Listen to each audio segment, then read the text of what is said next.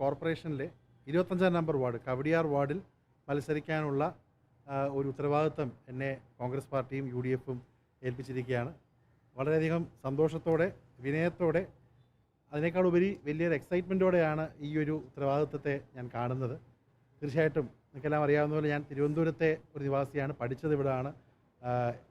School പഠിച്ചതും engineering college പഠിച്ചതും അതിനുശേഷം വെളിയിൽ പോയെങ്കിലും തിരികെ വന്ന് ഈ അടുത്ത കാലത്ത് നിയമം പഠിച്ചതുമൊക്കെ ഈ ജില്ലയിലാണ്, ഈ തലസ്ഥാനത്താണ്.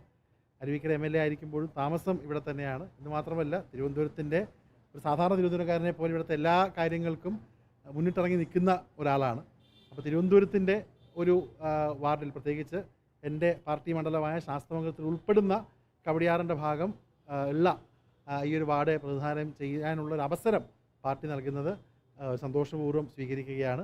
ഞാൻ ബോംബെ വർക്ക് ചെയ്യായിരുന്നു. എൻ്റെ പിതാവിൻ്റെ മരണശേഷം വളരെ ഉയർന്ന പൊസിഷനിൽ മത്സരിച്ചപ്പോൾ അന്ന് ഉമ്മൻചാണ്ടി സാറും രമേശ് ചെന്നിത്തലയും ശ്രീ VM സുധീരനും മറ്റ് നേതാക്കളും ഒരുമിച്ചൊരു ഫോൺ കോളിൽ നിന്ന് KPC വിളിച്ചപ്പോഴത്തേക്കും തിരികെ വന്ന ഒരാളാണ് ഞാൻ. അതിനുശേഷം 2 തവണ MLA ആവാനുള്ള അവസരമുണ്ടായി. ഒരു തവണ ചെറിയ മാർജിനിൽ പരാജയപ്പെട്ടു. അതിനുശേഷം യൂത്ത് കോൺഗ്രസിൻ്റെ വൈസ് പ്രസിഡൻ്റായി, KPC ജനറൽ സെക്രട്ടറി. ഇതൊക്കെ പാർട്ടി നൽകിയതാണ്.